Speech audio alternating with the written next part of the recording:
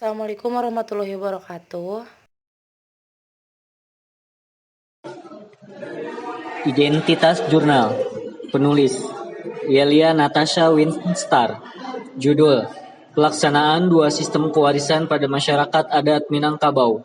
Jurnal Jurnal Ilmu Hukum ISSN Print 01259687.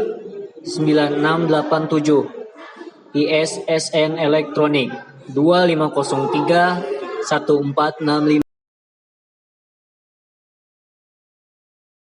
Kami dari kelompok 7 yang terdiri dari Iwan Supiani, Rai Mahesa Mutazeri, Repli Wandika, Sandi Maulana Yusuf, Pidia Anggrum, saya sendiri, dan Wandi Haryadi ingin mempresentasikan pelaksanaan dua sistem kewarisan pada masyarakat adat Minangkabau yang didoseni oleh Dr. M. Rendi Aridayandi SHMH. Suku Minangkabau. Kelompok kita akan menjelaskan adat Minangkabau terutama untuk sistem kewarisan adatnya, tetapi belum masuk ke dalam sistem kewarisan. Saya akan sedikit menjelaskan suku Minangkabau terlebih dahulu. Minangkabau atau Minang merupakan sebuah kelompok etnis di Nusantara yang berbahasa sekaligus menjunjung tinggi Minangkabau. Suku Minangkabau menjadi salah satu suku yang terbesar dan paling terkenal di Indonesia yang terletak di Sumatera Barat. Wilayah kebudayaan dari Minangkabau merupakan daerah bagian Sumatera Barat, separuh di daratan Riau, bagian utara Bengkulu, bagian barat Jambi, pantai barat Sumatera Utara, barat daya Aceh, serta Negeri Sembilan di Malaysia. Orang Minang seringkali disamakan dan juga disebut sebagai orang Padang.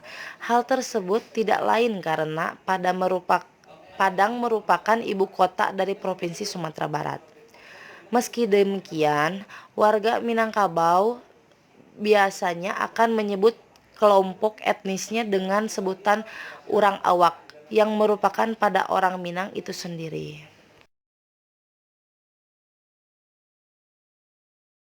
Dua sistem kewarisan pada masyarakat adat Minangkabau. Ahli waris adalah orang yang berhak atas harta waris. Penentuan siapa yang berhak mewarisi harta warisan pada masyarakat adat Minangkabau ditentukan berdasarkan penggolongan harta waris itu, apakah harta pusaka tinggi atau harta pusaka rendah.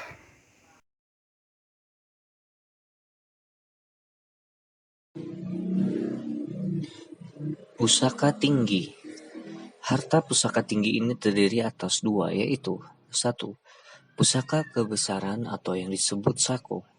Menurut pengertian adat Minangkabau, adalah segala kekayaan asal yang tidak berwujud atau harta tua berupa hak atau kekayaan tanpa wujud.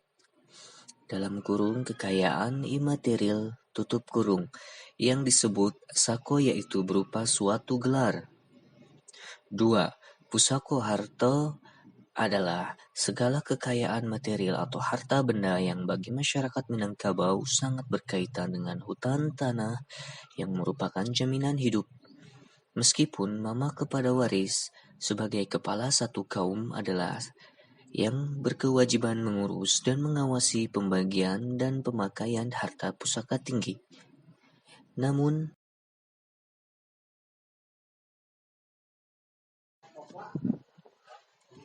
pusaka rendah yang termasuk dalam harta pusaka rendah adalah A. Harta pencarian adalah segala harta benda yang diperoleh dengan usaha sendiri atau didapat melalui hibah atau dengan cara lain yang tidak dapat sangkut pautnya dengan harta pusaka tinggi.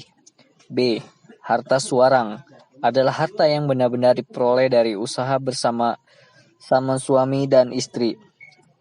Timbulnya harta suarang ini setelah adanya bentuk perkawinan semendo bebas, yaitu setelah terjadi kehidupan bersama antara suami dan istri. C.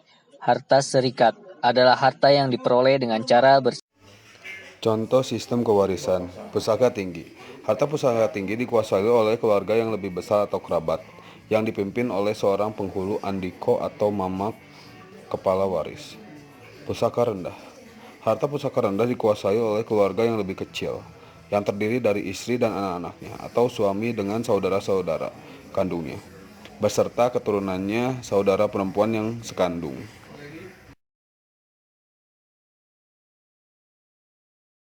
Jadi, kesimpulan pelaksanaan kedua sistem ini di Minangkabau adalah sebagai berikut.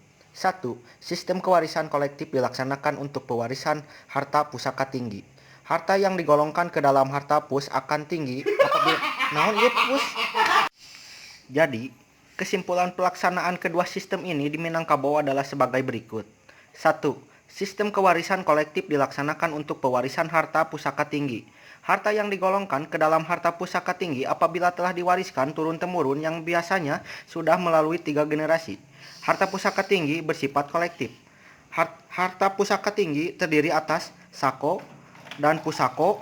Sako adalah harta yang imaterial atau tidak berwujud seperti gelar, sedangkan pusako adalah segala kekayaan material atau harta benda yang bagi masyarakat Minangkabau sangat berkaitan dengan hutan tanah yang disebut sebagai tanah ulayat yang merupakan jaminan hidup keluarga. Ahli waris yang berhak mewarisi harta pusaka tinggi adalah kemenakan. Terdapat bermacam-macam kemenakan. Akan tetapi kemenakan yang menjadi ahli waris adalah berdasarkan asas keutamaan dan penggantian. 2. Sistem kewarisan individual bilateral dilaksanakan pada harta pusaka rendah. Harta pusaka rendah adalah harta yang masih jelas asal-usulnya. Pemakainya bersifat individual, berbeda dengan harta pusaka tinggi yang komunal, hingga pemakaiannya lebih bebas, tidak terlalu rumit. Yang termasuk dalam harta pusaka rendah adalah harta pencaharian, harta suarang, harta serikat.